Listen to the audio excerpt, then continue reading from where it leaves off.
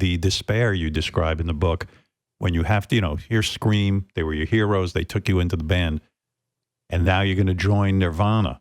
And you felt really, really bad. And your mom, she says to you, I know you feel bad about leaving Scream, but sometimes you just have to put your needs in front of other people's. And you said, it's weird my mother told me that because she never put her needs in front of mine. She, Well, you know what I eventually realized, Howard, was what she was referring to was my parents' divorce.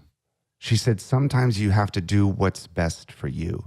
As I was writing the book, I realized, oh shit, that's what she needed to do to survive when my parents broke up. And it was hard, it was really hard for me to leave my buddies and join this new band of strangers. I hadn't met Nirvana when I first joined the band. I just flew up there, fucking moved in with Kurt in this tiny little apartment. And now I'm surviving on 3 corn dogs a day. There's a gas station that had 3 corn dogs for 99 cents. That was like, now I got to budget that. But there was the fucking music. And that was the thing that kept you alive. So how did you know? Did Kurt play you some songs and you knew he was going to be great, or the band was just starting to make some noise? What was going on that you knew to leave Scream?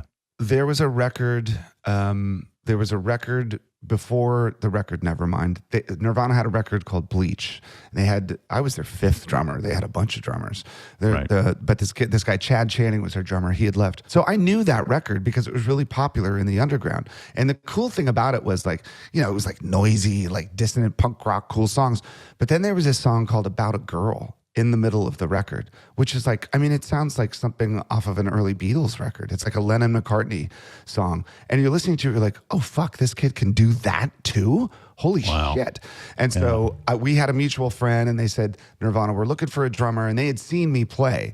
And they were like, if we can get a guy like that, it might be cool. And so I called him, talked to him on the phone, and they said, if you want, come up, fly up. And so then I was at this crossroads where, what do? Do I stay in Los Angeles? Stranded. The band had broken up.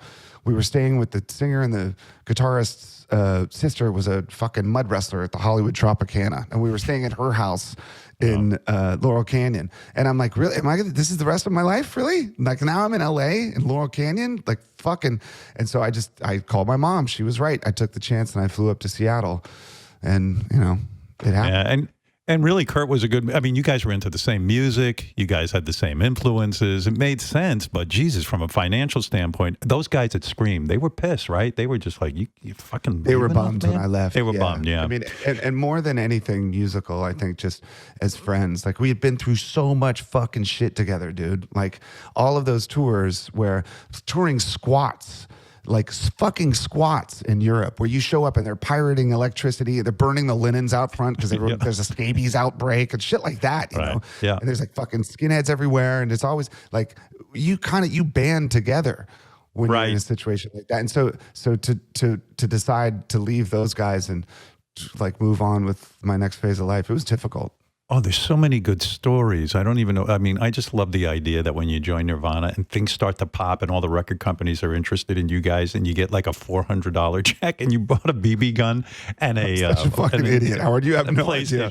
I'm really. That guy. When I was a kid, and you know what? I think a lot of fucking rock musicians do the same thing. Like, when you grow up, my mother was a public school teacher. We never had any fucking money. We didn't have money for a BB gun or a fucking Nintendo or any of that shit. So when I finally got $400, to me, that was like winning the fucking lottery. Yeah. What I did was I went and I bought all this shit I didn't have when I was a fucking kid. And then 1 week later, I'm back to the fucking corn dogs for 99 cents. Like, what the fuck was I thinking?